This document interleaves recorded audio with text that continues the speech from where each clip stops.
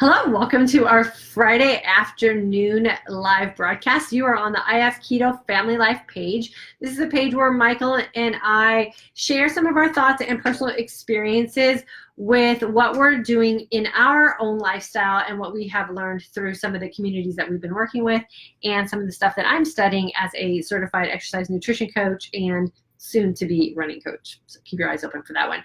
Michael and I today are going to talk about our thoughts about why practicing two very kind of strict philosophies of nutrition may not go well together, and give you guys some examples of why that might be the case, and then have you consider what it is you're doing in your life and what you want to have for the long haul. So Michael's going to read off a couple of keto, I say keto because I think ketogenic triggers something with the whole diet thing. So we're going to just say keto. Some keto philosophies and ways of incorporating the keto type of philosophy and how you can sort of manipulate it to be what it is you want it to be in your life, and then where intermittent fasting might fit in with that and where you might need to be making some tweaks for yourself. And always, when you jump on live or during the rebroadcast, if you can't catch this live, please leave us a comment because we like to know you're there. We really want to know who's showing up, and then leave any questions or comments or maybe some personal experiences that you've had for yourself, and then we can add that into the conversation toward the end. So Michael, why don't you go ahead and read the first sort of keto type of definition. Okay, and if you see my arm going crazy over here, it's because this crazy dog of ours, she missed me today. I haven't been here, so she's beside me. She wants me to pet her. Or she'll just claw at me if I don't. She's a total daddy's girl for sure. So to start out, there's different types of keto style ways of eating. We don't like to say dieting, but people refer to it as a keto style diet. And the first one is a standard keto diet. That's 75% fat, 20% protein, and 5% carbs. So that's when you're really managing your total caloric intake and you're breaking it down and tracking your macros. So 75% of your total caloric intake is coming from nutritional fats, and then 20% of your your caloric intake is coming from nutritional protein, and then 5% carbs. So that's the true ketogenic diet, when you're managing your macros and your fats are really high and your carbs are really low. And the reason why practicing an intermittent fasting type of lifestyle, I would say anything outside or beyond 12 hours, is really not ideal for managing your macros so tightly, is because you're really dipping into the resources that are coming out of the same well, so to speak. Meaning that when you're really low in your carbohydrates and you're really high in your fat, you are creating a ketogenic or a ketosis type of environment in your body, where your body's primarily burning fats as its primary source of energy, and you don't replenish carbs. So you put very little carbs in, and you're really depleting your glycogen stores down to the minimums. And when I say minimums, I see minimum readily available. You always have emergency stores in. So I say minimums, I mean readily available minimums. You eat minimal carbohydrates to just have some carbs in your day. And then you go back to your daily cycle of the high fats, moderate protein, and then the very, very extremely low carbs. This is a really tough lifestyle to, in my opinion, and not everything's my opinion because everyone has their own opinion, and Michael's opinion hopefully as well, I think, because he's experienced this too. It's really hard to maintain that lifestyle unless you are only socializing with people who are following a ketogenic diet, because it's really tough to stick with socially, and you really need to keep food in your body like systematically throughout the day, because you are going to be already depleted of your readily available glycogen stores. You don't have that replenishment. You're going to have minimal insulin responses with when you're introducing your nutrition in your day with fats and proteins and the little carbs that you have. And so you don't have a span of time to draw from during a fasted state. It's also really difficult if you're doing like endurance type work in your fitness, or you're like a runner. Callie's like all up in our business. Or you're a runner, because you don't have those stores to draw off of. So it's really difficult to maintain like that type of fitness lifestyle and or incorporate long bouts of fasting when you're that fine-tuned into your macro counting. Now, like I said, there are people who do it. We have found it very difficult, especially when we're trying to live our most authentic life, because there's just the average social setting doesn't provide that type of nutritional choice.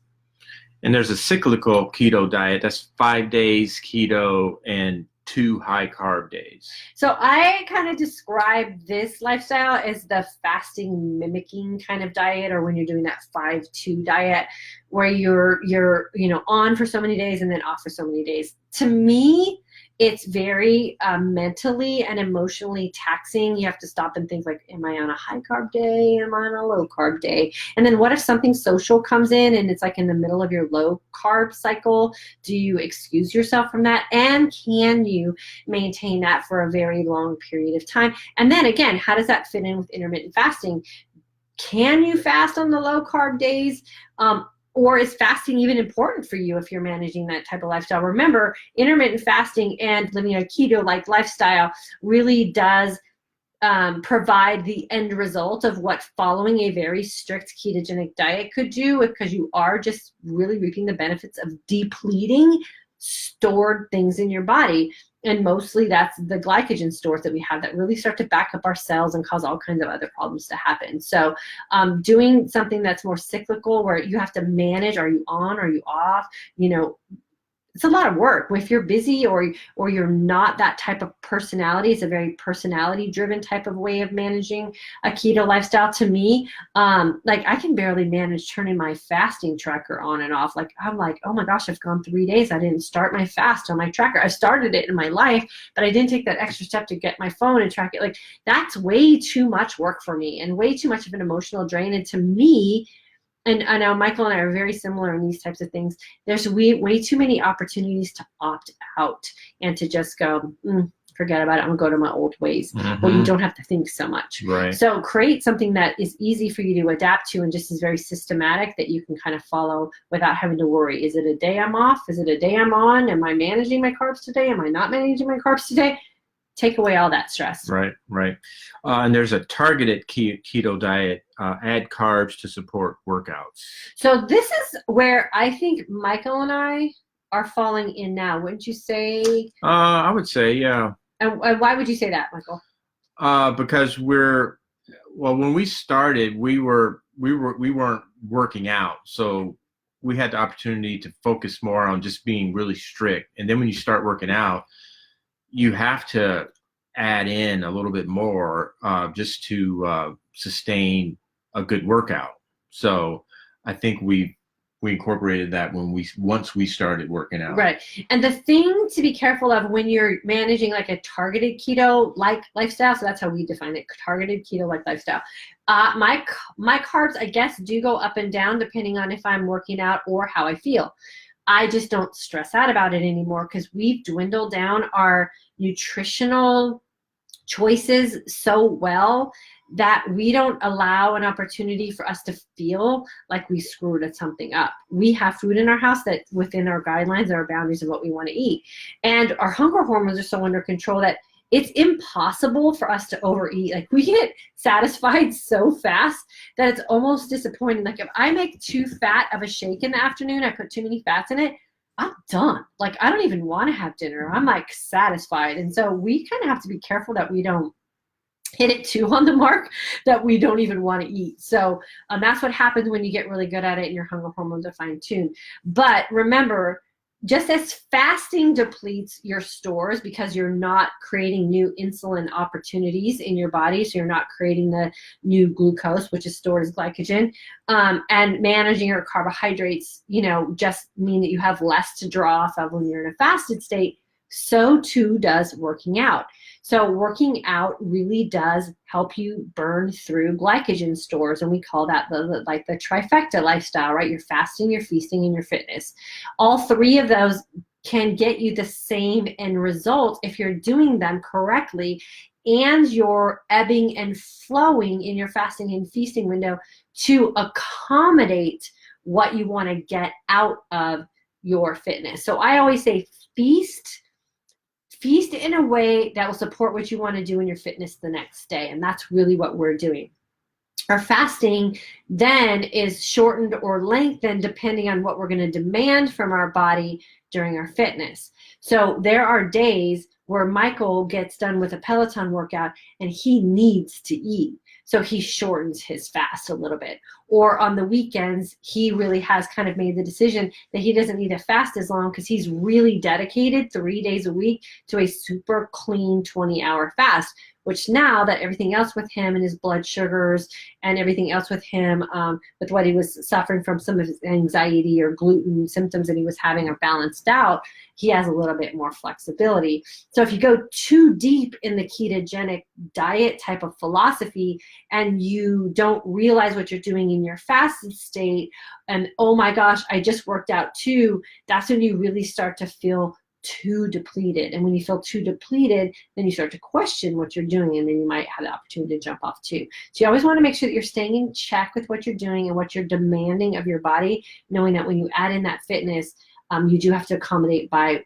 maybe putting in some more carbs or reducing your fasting window. And the last one, that is the last one, right?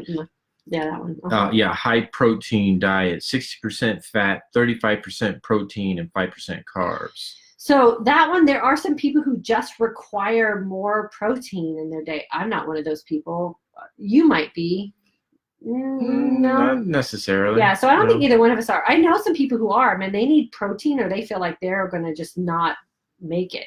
And so you know if you're that person. And if you need to up your protein and reduce your fats, you probably already know that at this stage in life. And that's fine too. So you notice that on the high protein diet and the true ketogenic diet, the carb count stays the same. So if you're managing your macros within your daily caloric intake, then you want to keep your carbs at around 5%. That's another one of those situations that's really difficult to do some really long dedicated fasts in, because you have no place to draw from, because you're already putting yourself in a depleted glycogen type of situation.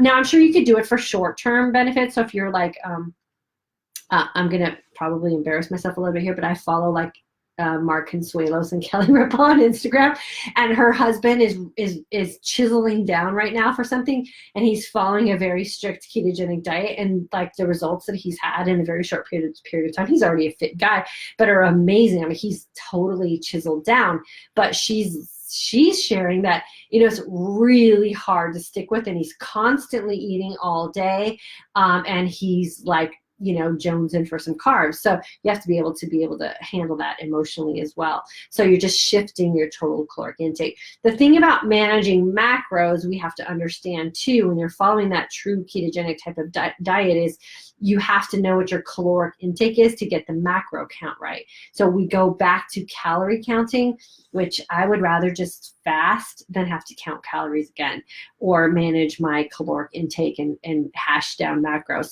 So for us in this lifestyle that we're really trying to share with you guys is that it's so much easier to just fast than have to manage a bunch of numbers. So learn how to manage your hunger hormones, learn what foods work best for you, keep those in your pantry of nutritional choices, then you can reap the benefits of both without having to go extreme in both ways. And I tried to go extreme on my keto-like living and really cut down carbohydrates when I was shifting into fitness.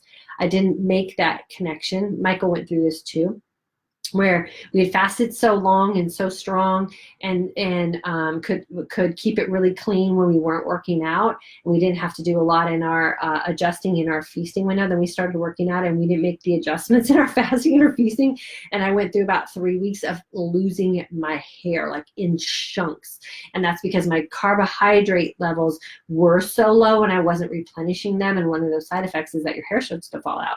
And so I just upped my carbs and everything, and I, added in some biotin for about a week or two. My hair came back and fine. So I have to really watch that. And that's what happens to a lot of women or men. Even Michael doesn't really notice that because he doesn't have hair that's falling out. But it's important to say too, don't you think, that when you talk about upping your carbs, it's not like eat some nasty food and up your carbs. I mean, like you're still eating good foods. I mean, and if you upping your vegetables, I mean, that's fine.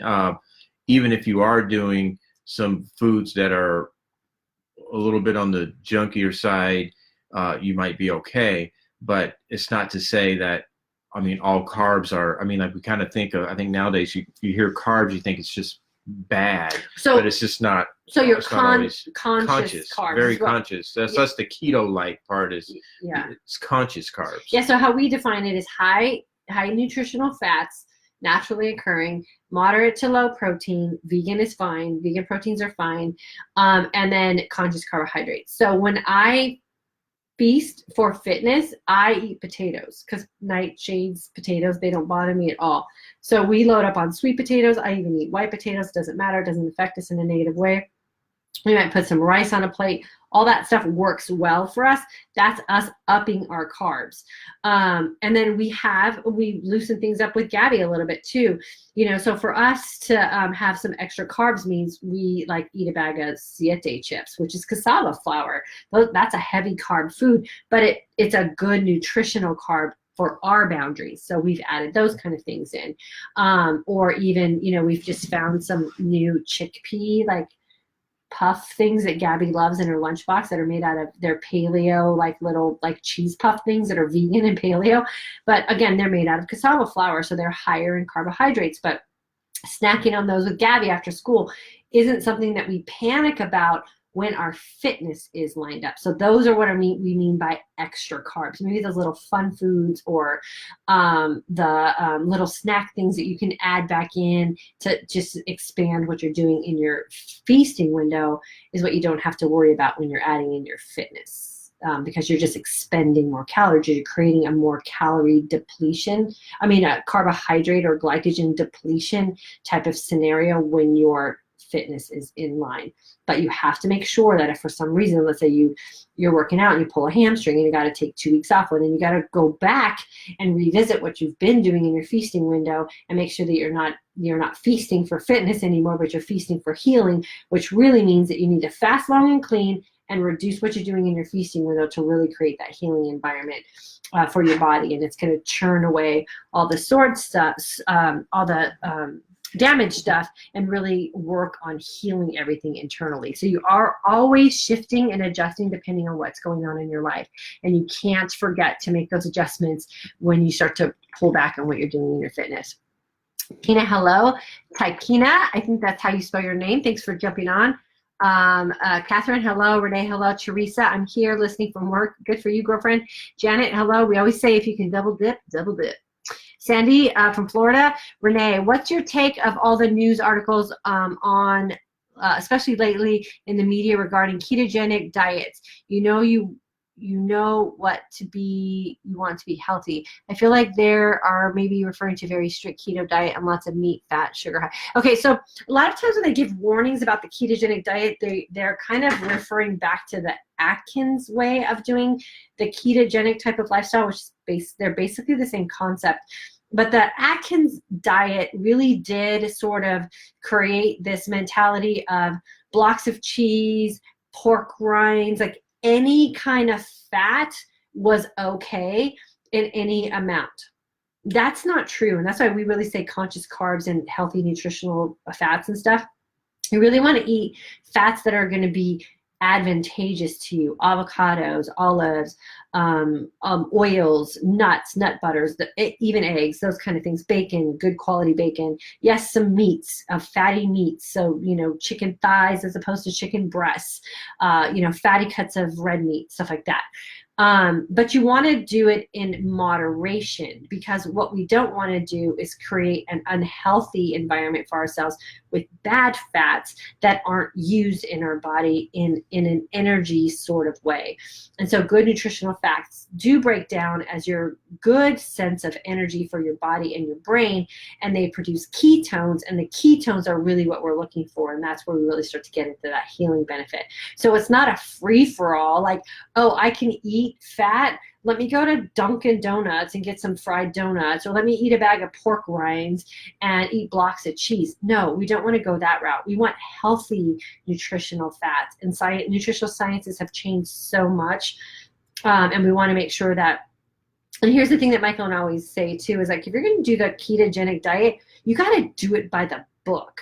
Because if you're not doing it by the book and then you add in a bunch of fats and then, you sneak in a bunch of carbs, now you've just created this horrible situation in your body where you have these extra fats that your body's never going to get the opportunity to burn away and use as energy and produce the ketones. That's what we really want in our brain and in our body for healing.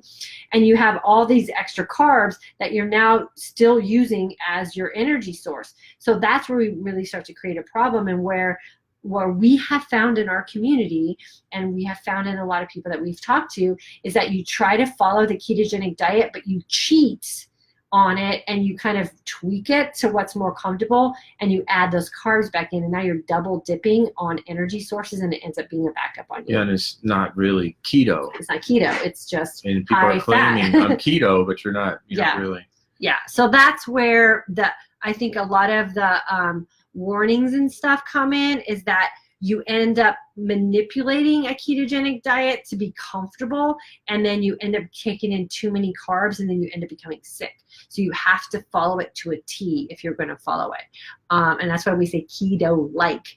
So you're not really going to overdo it on bad fats. They're good fats. And then when you get your hunger hormones balanced out, you become satiated by good fats. And that's why I said, like, if we make a really good fat shake in the middle of the afternoon, we may not need to eat dinner. We won't want to eat dinner because we've got all the nutrients we need, our brain's satisfied, and our hunger hormones send signal to us that go, you don't need to eat. I have all the nutrients that I need. When you eat those low level fats or those low quality fats, your body doesn't get the signal that you've been nutrient satisfied, and it doesn't shut off those chemicals in your brain that say stop eating. So you overeat pork rinds, you overeat cheese, you overeat the potato chips, you overeat these high fat foods that are low nutrient density, and you don't ever get satisfied. And that's where you continue to overeat and then crave carbs and all that kind of stuff. So Renee, I hope that answers that question. That's okay for the correction on that. Melissa, I guess I'm cycling. I just track. Yeah, and that's fine too if that's working for you. I am definitely. So wait. I'm cycling. I just track. So okay. So yeah. So you do the 5 and the 2 or whatever. That's fine. I say if it's working for you. For my personality, it's too hard for me to stay focused on it, and I lose track, and then I'm like, forget about it, and I kind of throw it all out. That's what's important. You have to really do what works for you. And if the strict keto diet works for you, then do that. But it just doesn't work for us, and most of the people in this community, it really hasn't worked for, because we love, like we talk about a lot in this community, we love the flexibility. Mm-hmm. You know, it's Friday night. We might go get something to eat. I might have a beer. I'm not worried about it. But if you do that and you're trying to be strict keto, then that's not keto at all. Right. As far as say keto like. Right. And then the thing to remember too is what we're trying to talk about today is like following that 75% fat, 20% protein, and 5% carbs, is that it's hard to fast when you're doing that because you don't have that reserve to get that energy burst. So you have to eat frequently throughout the day to keep your energy levels up because the fat burns really quickly. So that's the thing to remember too. And a lot of women and men come to us and go, I've been keto and fasting for 2 years. I don't feel any different. I don't look any different. I don't feel, I don't see any changes.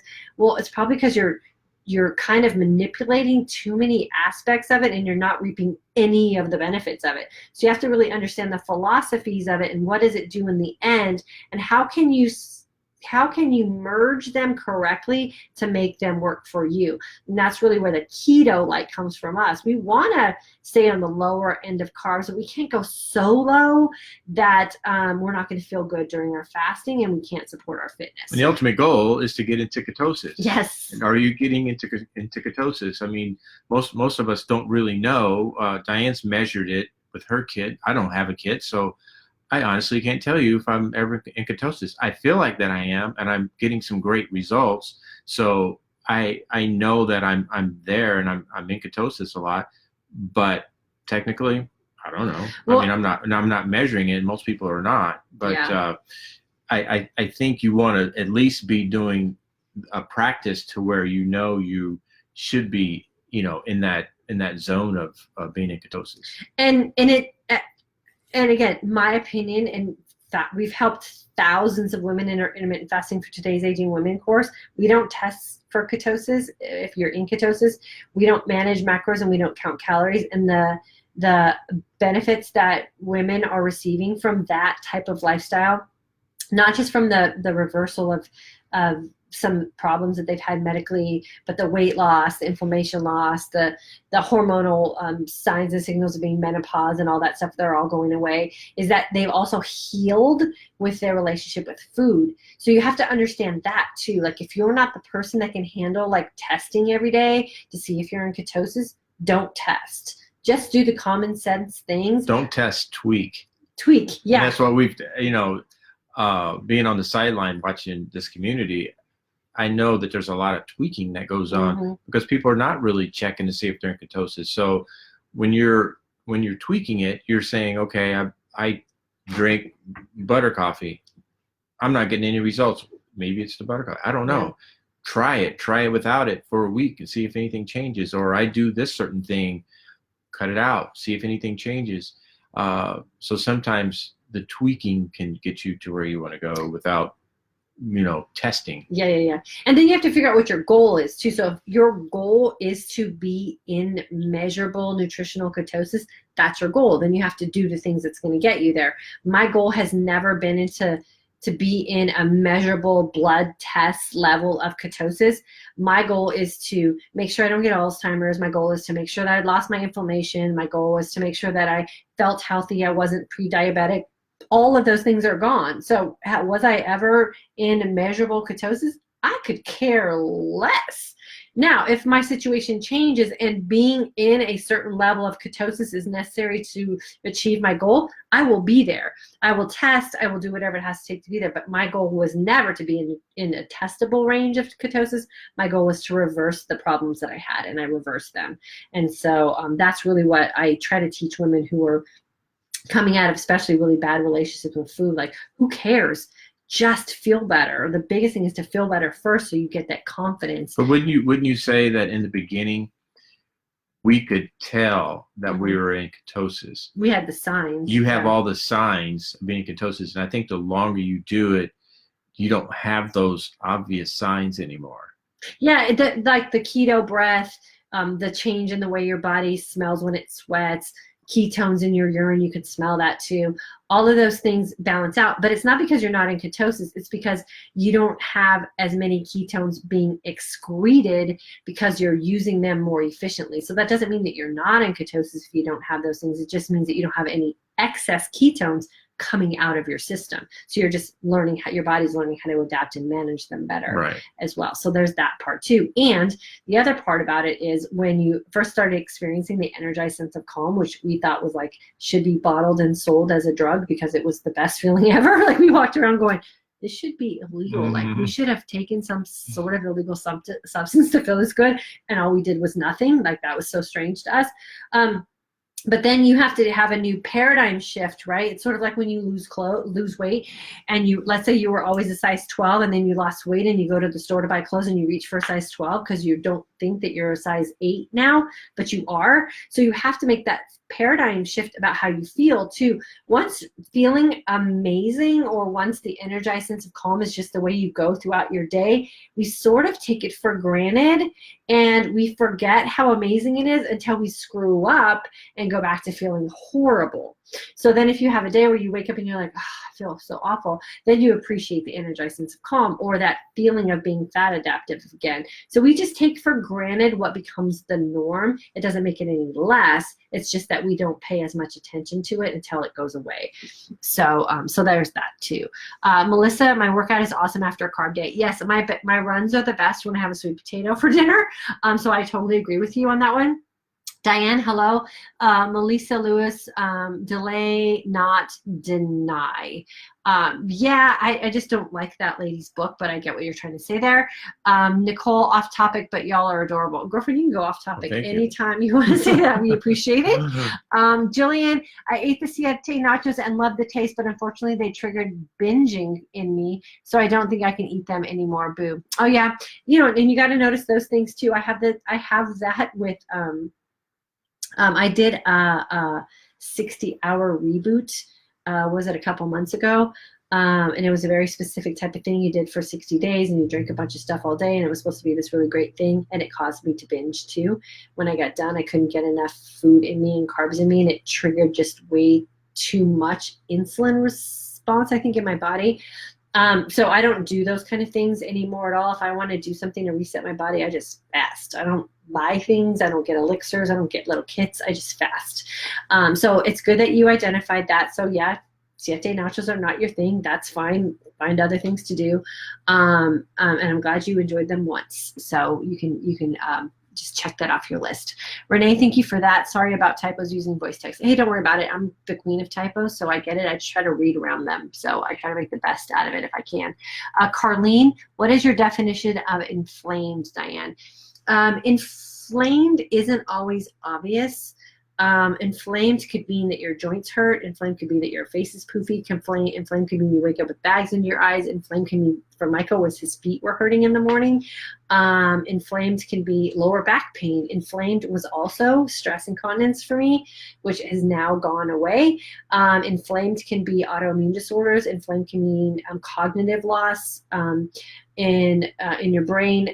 Inflamed can be so many different things to so many people, which is why it's so hard to identify. So you won't probably realize that you're inflamed until it goes away. Another thing that really helped me understand inflammation in my body was that I was never the girl who could wear skinny jeans that were like really narrow toward the bottom, and I couldn't wear like knee-high boots because I just thought I had big calves. Well, the reality was I was just retaining a bunch of water, and now that I'm not inflamed anymore, like I can wear whatever kind of boots I want, and jeans are generally not a problem. I do have muscular legs, so that's always an issue, but it's not the calves specifically, and I just was retaining a bunch of water. I also noticed that with the overall shape of my body and my legs too, I retain water on the lower half of my body. So when I'm inflamed, my thighs are bigger, my calves are bigger, my hips are bigger, all of that. And when I'm not inflamed, everything goes down to its normal size. So it could be one of 100 things. The best thing to do is take things out of your lifestyle that could cause inflammation, and then see how your body responds to that. It's environmentally, it's nutritionally, it's topically, it's all of what you wash your hair with. All of those things could be triggering inflammation for you. So what we teach in the course that I teach is to really identify those things and eliminate them, and then test them out again and see if you have a bout of inflammation. And sometimes just simply changing your gut can change if you're inflamed. I heard something pretty interesting recently that I'm sure you've all heard of glucosamine, inflammation in your joints, and people take glucosamine. Well, glucosamine, I mean, what do you think that does for you? You would think, well, it reduces the inflammation in my joints, right? So you would think you take it and it goes right to your joints. No, it heals your gut. So which the then glucosamine takes out kills, inflammation. yeah, so which takes out the inflammation in your joints. And I thought that was interesting. I'm like, wow, I never even thought that you would take a drug like that to cure your gut. So your gut's the problem, it's not your inflammation in your joints.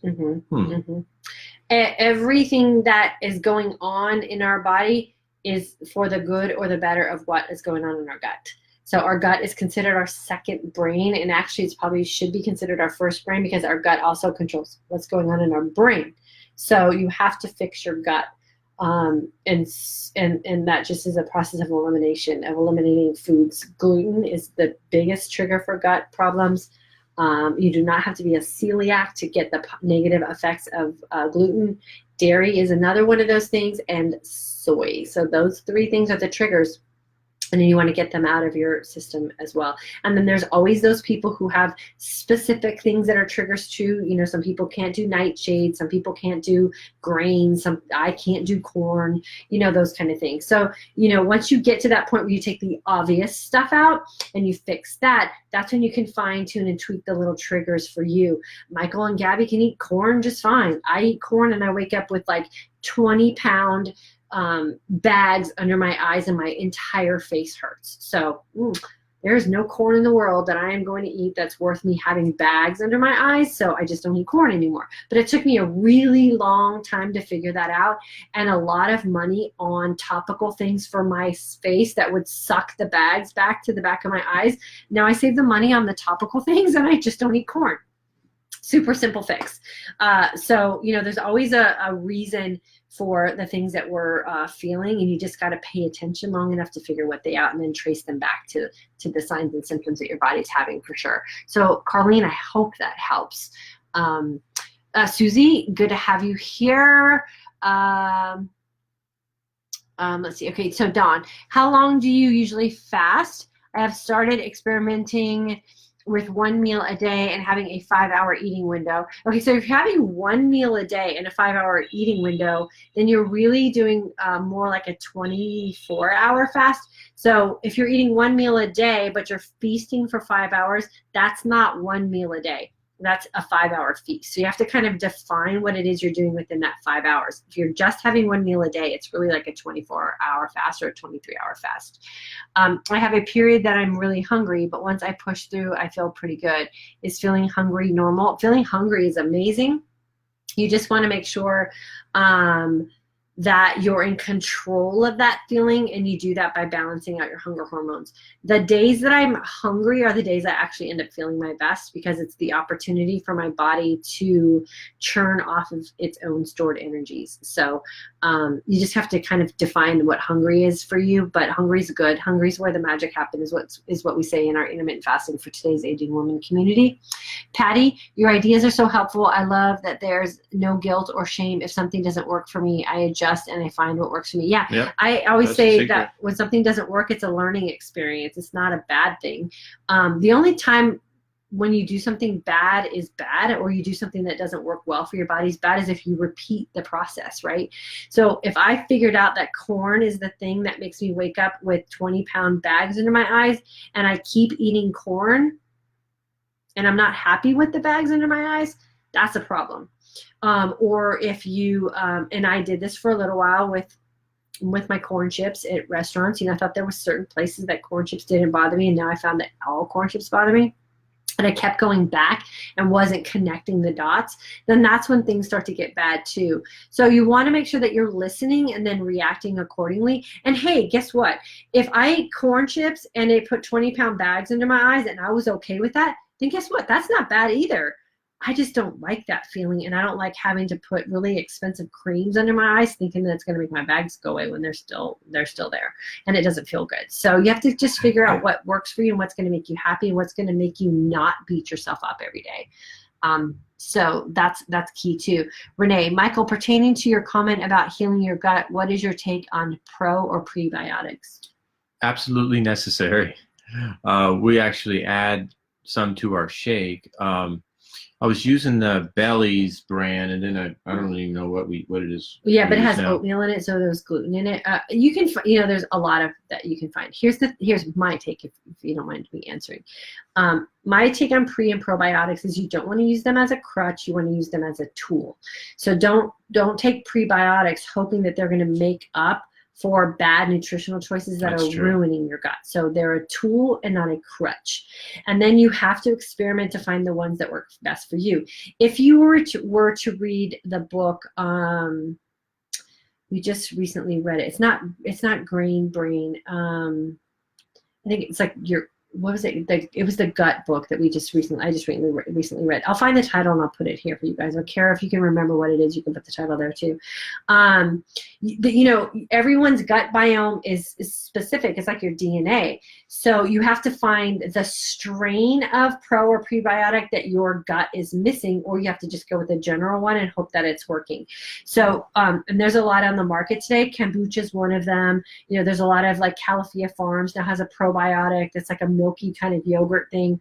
You just have to make sure that what you're putting in as a gut healing product is not going to take away from some other things that you're doing. So a lot of them are very commercialized and marketed as the gut healing thing, but you're putting a lot of ingredients in your body that you might not need, or a lot of extra sugar carbs, because kombucha is basically a sugar alcohol type of thing. So you have to make sure that you're willing to give and take to make it work for you. And there's a lot of over-the-counter prebiotics you can use as well.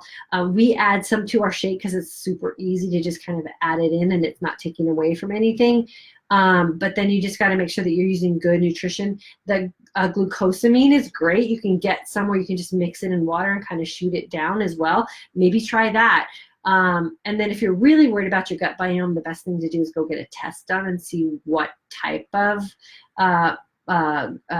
microbiomes you're missing, and you can get a prescription that's specific to your gut as well. So there's lots of different things you can do. That was a much better answer. Oh, than I was going to do.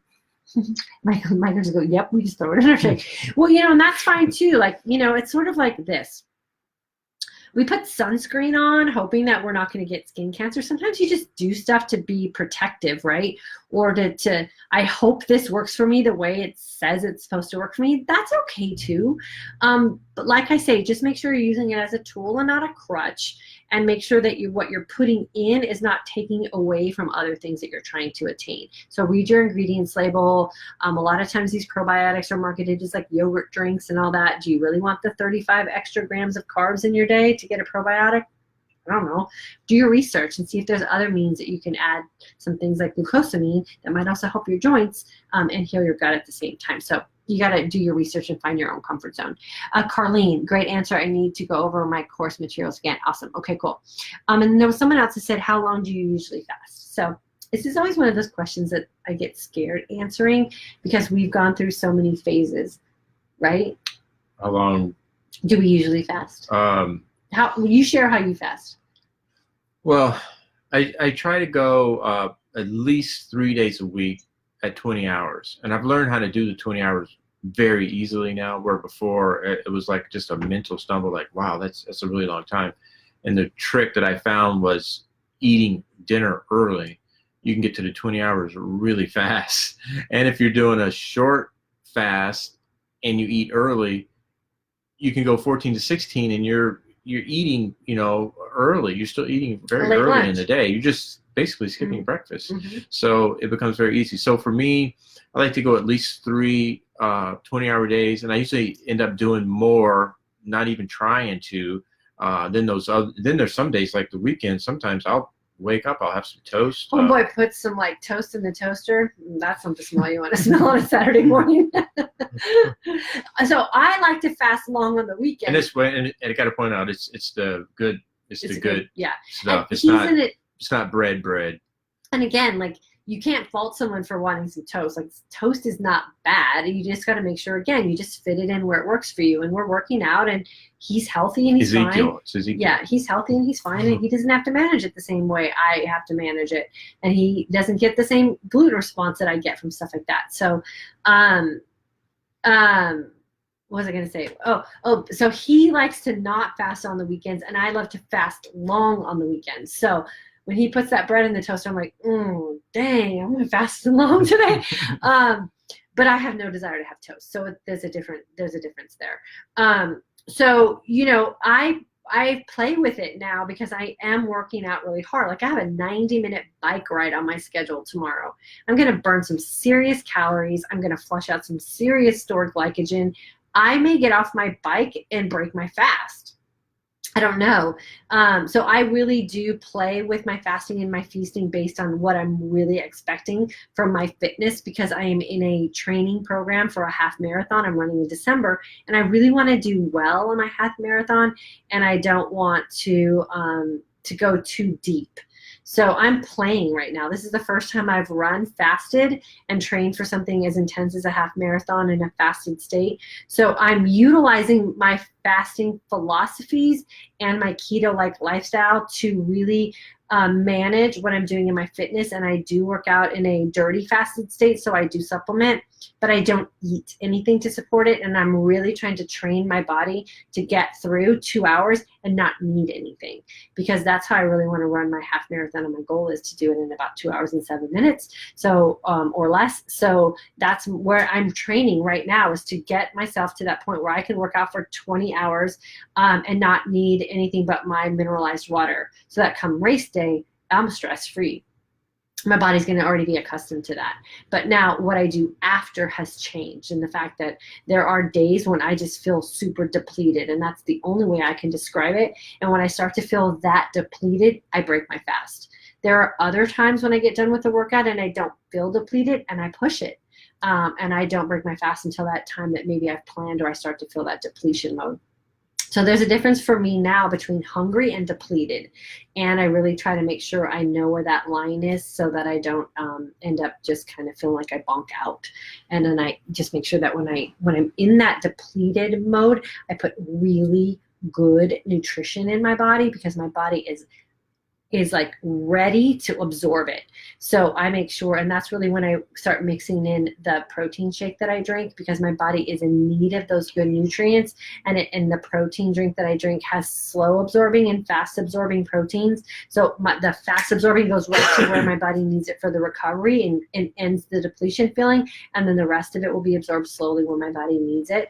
And so make sure that when you're doing that, you do put really good quality nutrition in your body. That's not the time to grab a candy bar or even a protein bar, because that's not what you want to replenish your body with. So make sure you know what you're doing when you're feeling depleted, for sure. Okay, so hopefully that's not too much information. Let's see what else we got. Teresa, I haven't really been sick since I started taking probiotics 4 years ago. I swear by them. There you go. Teresa, what brand do you use? Is it something you just get at the grocery store, or is it something specific from like a health food store that's working for you? Maybe we'll see if we can get some other people to look into that as well. Connie, what's your take on plant enzymes? I have a holistic doctor give me those to help with food allergies. I say if it's working for you, it's working for you. That's another one of those things that I say, if what you're doing is working, don't worry about what anybody else thinks about it. It's working. Sometimes it's a placebo effect. Sometimes it's actually really working for you. Who cares? If you're finding relief in something that you didn't have relief in before, you go with that, sister, and you just keep it in your body. I can't have an opinion on that, because I wasn't suffering the allergies that you were suffering. And so I say, if your doctor prescribed it, your holistic doctor or whatever, and it's working, go with it. Absolutely. If it's not working, I would question it, for sure, and maybe try to find some other things. I know they say like natural honey, like local honey, is supposed to work for those kind of things too. I don't know. Connie, do you, girlfriend? And if it works, it works. Susie, what's protein shake for you use? I'll have Kara put the link on there if Kara's still on. It's a very specific protein shake. It's vegan, and it was designed for aging athletes. Don't forget about the athlete part, but the aging athlete. So the doctor who created and developed this shake, it's called Modus Nutritionals. He designed it to keep professional, like baseball players and hockey players, in the game as they were aging. So it keeps your body from breaking down and from suffering from injuries from repeated use and use over time. So it does really replenish what your body needs after a workout. So I use it because I consider myself an aging athlete and I want to stay in the game. And it really has been working well for us. They had us at aging. Yeah, he had us at aging, and then the athlete part was just a bonus. And it's very low carbohydrates, very good quality vegan protein, no pea protein. Not saying pea protein's bad, but pea protein for some women especially is considered like a phytoestrogen. And according to Dr. Pastore, who developed Modus Nutritionals, he did say that pea protein is I'm like, pea protein is like it's like the cheaper version of a vegan protein, and he uses cranberry seeds and potato isolate as the vegan protein source mainly for the shake, and so it's all real food and it's really good. So it's Modus Nutritionals. We have a link that you can use and a discount code. I don't make any money off that, but it saves you money. So if Kara could post that with the code, that would be awesome. We'll add links in just a bit, having technology problems. Okay, so come back around and Carol post it there for sure for you guys. Susie, you're welcome.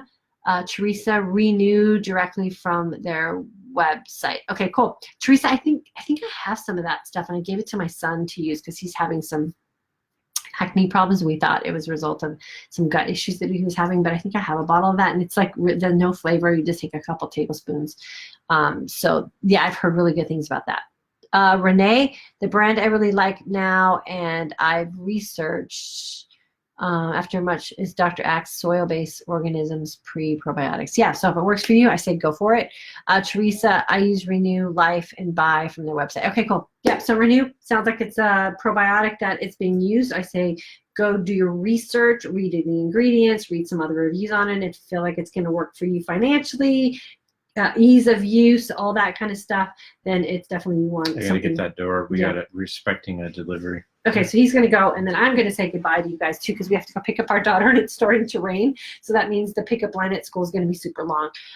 Please circle back if you guys have anything else that you want to share, maybe about your probiotics that you like. Definitely put a link in the comment section. I did do a video. Someone actually paid me to do a video and a review on their probiotics that they developed. So if you go to my YouTube channel and type in probiotics under the search, there'll be that product there. I loved it. I just felt like I didn't really need it. I felt like I'd done enough gut healing, and we just use some simpler things now.